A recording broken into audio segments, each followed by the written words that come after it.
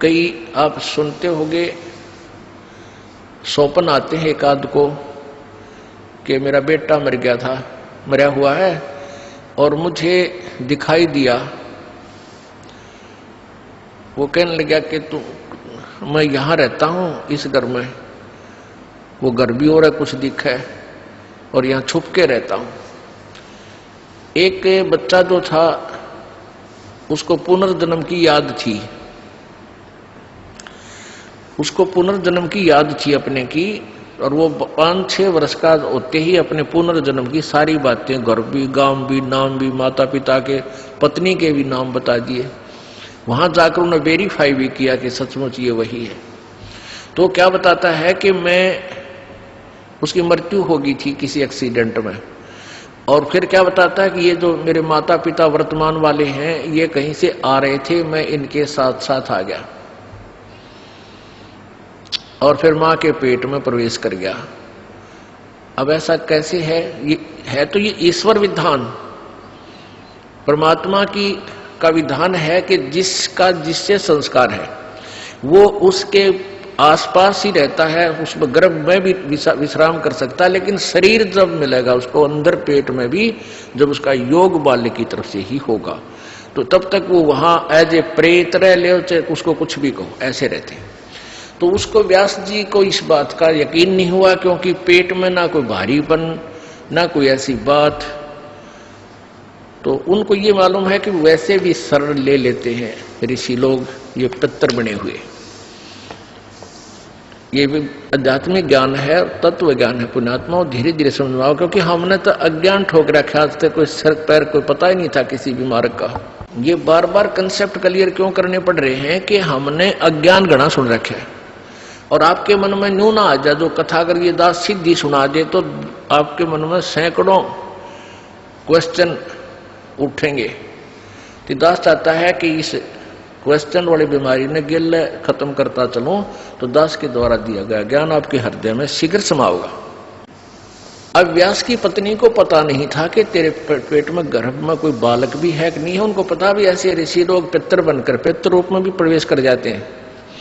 जो पितर टाइप होते हैं, जो अच्छी आत्माएं मर गई, वो भूत बन गई, वो भी अपने ही परिजनों के अंदर समाये रहते हैं, लेकिन वो परेशान नहीं करते हैं। और जो दुष्ट टाइप मरते हैं वो चंडाल भूत होते हैं, वो प्रवेश करके फिर उनकी दुर्गति रखते हैं कि शराब पीने जी कर शराब पीते हैं, उसका नाश करा देते हैं, कोई कुछ और गलतियां करा देते हैं, कोई और बदमाशी भी करा देते हैं, बहन बेटियों की तरफ भी बकवाद करा देते हैं। तो इस तरह के वो नीच टाइप होते हैं। फिर वो उनका पता कुछ से का तो यहाँ आते हैं जब पता लगता है, क्योंकि यहाँ पितर सारे फिर फ्री होना पड़ेगा, उनको भागना ही पड़ेगा यहाँ से भगवान के दरबार।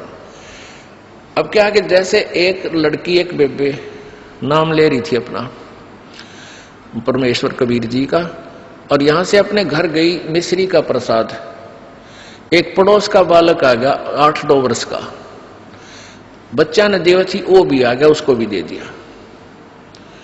अब वो प्रसाद खाते लड़का अपने घर चला गया, घर जाते दौरा आके गिर गया। अब वो पड़ोसी शर हो गए, पता नहीं इसने क्या खुआ दिया हमारे बालक ताई, अर्तन मेरा छोरा मार दिया। अब वह कहने लगी, देखो वैसे तो आप कुछ भी कहो, ये इसे बालक ने मरा तो नहीं, वो फिर ठीक हो गया, लेकिन 2 घंटे के बाद होश में आया। अब उस बहन ने बताया कि मैंने तो यही प्रसाद अपने बालका ती दिया था, यही आप कहते दिया था, इन्हें पूछ लो चाहिए, मेरा कोई उद्देश्य नहीं। फिर उसने आके यहाँ बताया कि महाराज जी ऐसे ऐसे हमने उस लड़का था पड़ोस में, उसने प्रसाद दे दिया, उसको दौरे आ गए और मेरी तो जान न साका कर दिया उन्हें, तो इसलिए हमने मना कर रखा किसी को ये प्रसाद मत दो। क्योंकि वो क्या था कारण कि वो प्रसाद देने से उसमें प्रेत विद्यमान था, उन्हीं का कोई पितर था, और वो प्रसाद खाने से परमात्मा की वाणी से उसमें वो चार्ज हो रहा था। प्रसाद उसी को कहते हैं, जैसे भगवान शंकर जी के, शिव जी के वचनों से वो गंदा अंडा चार्ज हो गया, वो उसमें फिर दोबारा से चेतनता आएगी, स्वस्थ हो गया। तो इस भगवान के वचनों से, वाणी से आप यहाँ आते हो, आपको कोई बीमारी है छोटी मोटी, तो इन वचनों से, सत्संग से भी राहत मिलनी शुरू हो जाती है। और अंदर बच्चा भी कोई ऐसा गड़बड़ वाला हो तो भी स्वस्थ होना शुरू हो जाता है। ठीक है, हम तो दास हैं, फिर भी हमारी कथा परमात्मा ही की सुना रहे हैं। तो इस तरह ये बहुत लाभ देता है। आप बालक को, डॉक्टर को पता होता है कौन सी मेडिसिन और इसको कहाँ असर कर रही है। तो वो क्या था, मैंने उसको बताया, बेटी उसमें प्रेत था। अरे प्रसाद खान दे उसके लागे लठ, वो छोरे मत निकलना नहीं चाहा था, वो इस तरह बेहोश हो गया। फिर वो छोड़कर उसने उसमें से निकलना पड़ा, फिर वो लड़का होश में आ गया। तो ऐसी गलती मत करो, तुम बदनाम भी हो गए। उनको कोशिश करो फिर समझाने की, नाम दिलाने की अपने मित्रों को, भाई बहनों को, पड़ोसियों को, क्योंकि मालिक के दरबार में फिर ये नहीं रहते।